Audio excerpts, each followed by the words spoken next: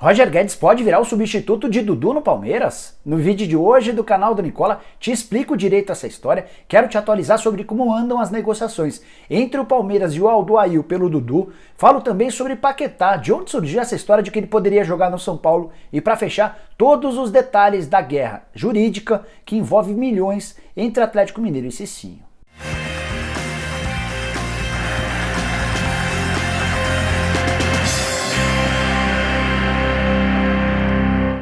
Fala aí pessoal, sou o Jorge Nicola, bem-vindos a mais um vídeo do canal e antes de passar informações bem importantes para você, queria pedir para assistirem ao vídeo até o fim, se curtirem não esqueçam do like, de se inscrever no canal e de acionar o sininho. Se você já fez tudo isso, vire membro do canal do Nicola e passe a ter direito a uma série de vantagens. Para virar membro é bem fácil, vou deixar na descrição desse vídeo um link, você clica lá, escolhe um dos 5 planos que a gente disponibiliza para você virar membro e a partir daí você passa a ter uma série de vantagens. Bom, quero começar o vídeo falando sobre Cicinho, ex-lateral direito da Seleção Brasileira, do Real Madrid, do São Paulo e do Atlético Mineiro. Cicinho participou de uma live do canal do Nicola nessa segunda-feira e o Cicinho contou, quando perguntado sobre a passagem pelo Atlético Mineiro, ele demonstrou tristeza ao falar sobre o tempo em que jogou no Galo, principalmente por conta de uma ação na justiça movida pelo Atlético Mineiro e que lhe custou 3 milhões e 300 mil reais. Quero pôr o trecho da live para que você possa entender um pouquinho mais sobre a percepção do Cicinho em relação ao Galo. Eles atrasavam meu salário e aí foi onde eu entrei na justiça e peguei meu passe, porque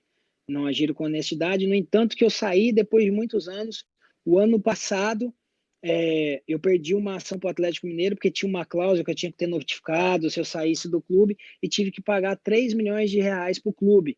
Então, eu nunca ganhei dinheiro nenhum do Atlético Mineiro, só para que os torcedores do Atlético Mineiro entendam. Eu joguei 3 anos no Atlético Mineiro, todo o dinheiro que eu ganhei, eu tive que pagar numa ação judicial agora, senão penhorava alguns bens meus. Então, eu não tenho nada contra o torcedor, mas contra o Clube Atlético Mineiro, não, é uma memória que não é agradável para mim. E ficou isso daí, essa falta de honestidade do clube, que perdeu um dinheiro para o Banco Axial e eu que tive que pagar. Enfim, mas tudo isso foi resolvido. Também não guardo mágoa, mas também torço para que não se dê bem também o Atlético Mineiro. Ô, Cicinho, você pagou 3 milhões de reais para o Atlético Mineiro? 3 milhões mais 300 mil para o advogado deles, porque senão iam piorar alguns bens meus. 3 então, milhões, Cicinho? 3 milhões. E aí eu tenho tudo, se um dia vocês quiserem publicar, se vocês quiserem fazer alguma coisa, tá em mãos, entendeu? Então, o Atlético Mineiro nunca me pagou R$1. Tudo que me pagou, eu paguei. Você pagou à vista, Cicinho? Não, foi dividido, eu dei 1,5 milhão e 3 parcelas de 500 mil. 1 milhão e 800, 1 milhão e 800 eu dei, né, porque foi 300 para o advogado.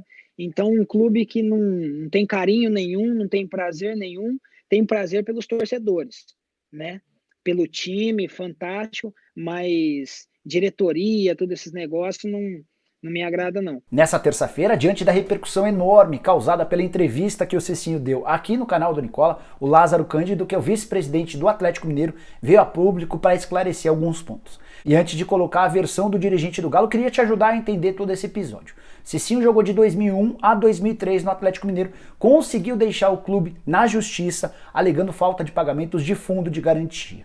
Mas o Atlético Mineiro havia contratado o Cicinho com a ajuda do Axial, e o Axial tinha direito a 50% do valor de uma venda. Como o Cicinho foi à justiça e deixou o clube de graça, o Axial ficou a ver navios. O que a empresa fez? Moveu um processo contra o Cicinho e contra o Atlético Mineiro, pedindo 18 milhões de reais. Houve uma condenação nesse valor de 18 milhões de reais, condenação em 2016. O Galo chegou a um acordo com o Axial para pagamento de 10 milhões de reais e no momento seguinte o Atlético moveu um processo contra o Cicinho pedindo esses 10 milhões de reais. Depois houve um acordo entre as partes e o Cicinho foi condenado a pagar 3 milhões de reais ao Atlético Mineiro e mais 300 mil reais aos advogados do Galo. Cicinho jogou aqui até 2013, entrou na justiça e conseguiu a liberação. Só que Cicinho e Atlético tinham um contrato com a Axial. Né? A Axial, na época, era uma empresa de São Paulo que tinha 50% dos direitos em relação aos direitos econômicos do jogador. Pois bem, a empresa processou o Atlético e Cicinho conjuntamente e ambos foram condenados. O valor total lá em 2016 em torno de 18 milhões. Conseguimos com a Axial um valor que era mais de 18 milhões, reduzimos para 9. Mas o Cicinho não participou desse acordo. Ele ficou lá escondido e não quis participar inicialmente. O que o Atlético fez? O processou, o valor da dívida dele, do pacote, pouco mais de 10 milhões.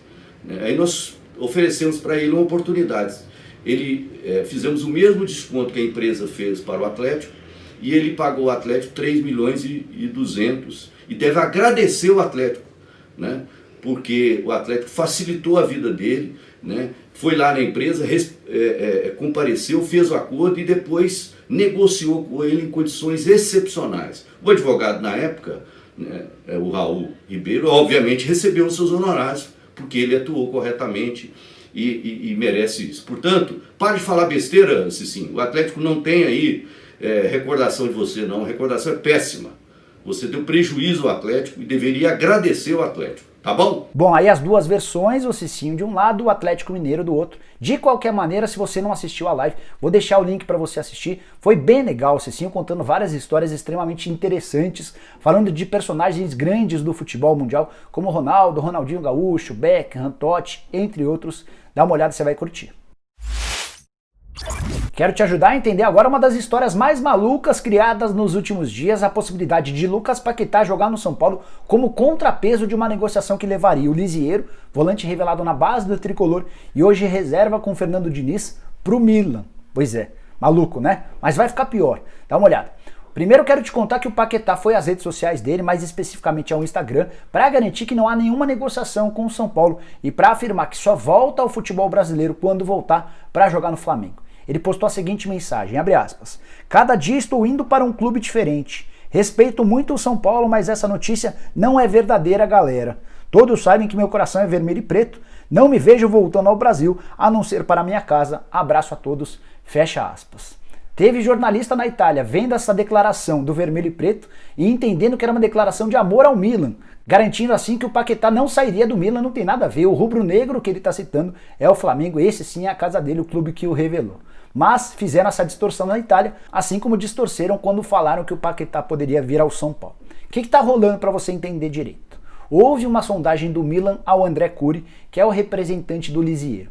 Uma sondagem bem de leve para entender como é que está a situação do Lisieiro, jogador que não é titular no tricolor, mas tem um histórico bastante bom em seleções de base e que está conseguindo passaporte estrangeiro, passaporte europeu, que vai permitir a ele que não ocupe a vaga de um estrangeiro, por exemplo, no futebol italiano, no futebol espanhol ou em qualquer outra grande liga do velho continente.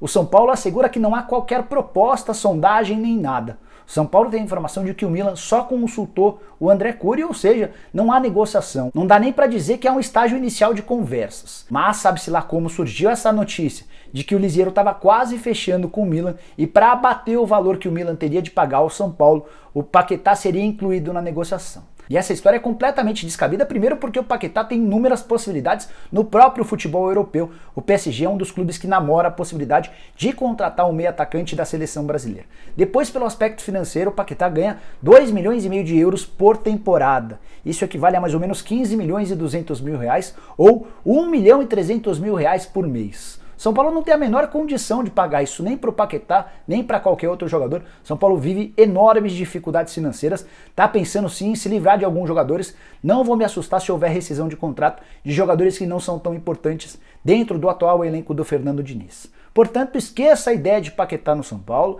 esqueça a ideia de Paquetá jogando no futebol brasileiro tão cedo. A tendência, caso ele não fique no Milan, é que ele se arranje em outro clube grande do futebol europeu.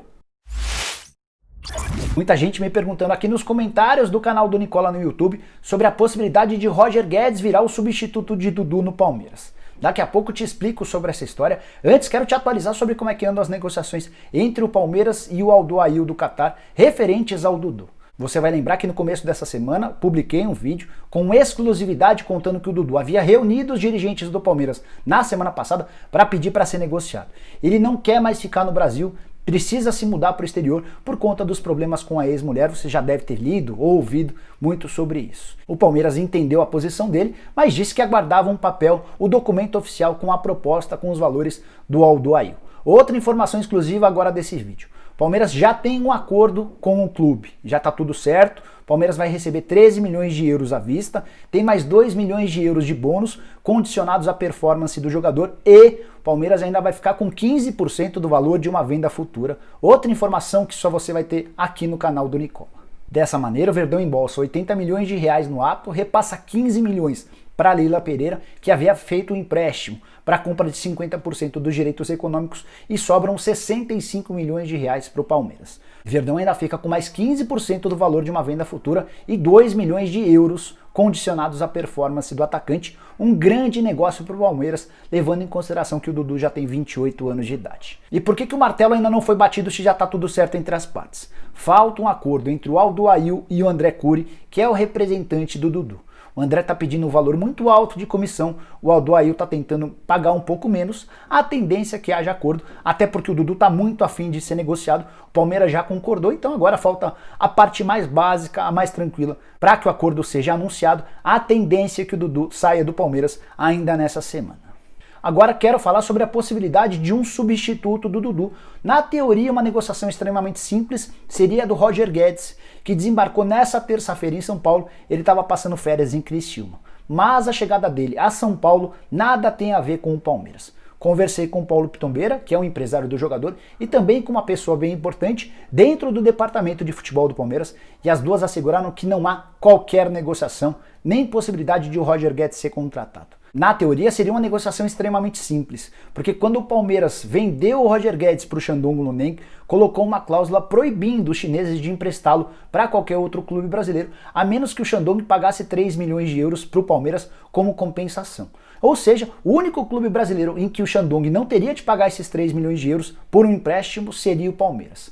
Mas o Palmeiras entende que nesse momento contratar o Roger Guedes não seria o melhor dos caminhos, primeiro porque a relação do Roger com vários dos atletas do elenco não é das melhores, depois por conta da preocupação com a imagem que os outros jogadores do time teriam com a chegada de um novo reforço. Olha que frase interessante que eu ouvi de um dirigente do Palmeiras a respeito da possibilidade de um reforço para o lugar do Dudu. Abre aspas. Se acontecer a venda, não seria justo pegar a grana e contratar outro jogador se você está descontando do salário dos funcionários e também dos atletas. Fecha aspas. Frase importante de uma pessoa muito próxima ao presidente Maurício Gagliotti e que tem tudo a ver com o atual momento do Palmeiras. O Palmeiras discute com os atletas um novo desconto, um desconto maior dos salários, até por conta de todas as dificuldades financeiras pelas quais o Palmeiras tem passado nos últimos tempos. Bom, pessoal, eram essas as informações importantes que eu queria dividir com vocês na tarde dessa terça-feira. Espero que tenham curtido o vídeo e deixem um like por aqui. Quem ainda não se inscreveu no canal do Nicola, bem fácil. Aperta esse botãozinho vermelho de inscreva-se, aperta o sininho para ser notificado. Toda vez que eu fizer vídeo novo ou live, use o espaço para comentários para deixar sua opinião, sugestão, dúvida, crítica e vire membro do canal do Nicola. Super importante para que o canal continue crescendo e para que você tenha uma série de vantagens, como por exemplo, participar do bolão do Nicola, que vai dar ao vencedor uma camisa oficial do seu time do coração.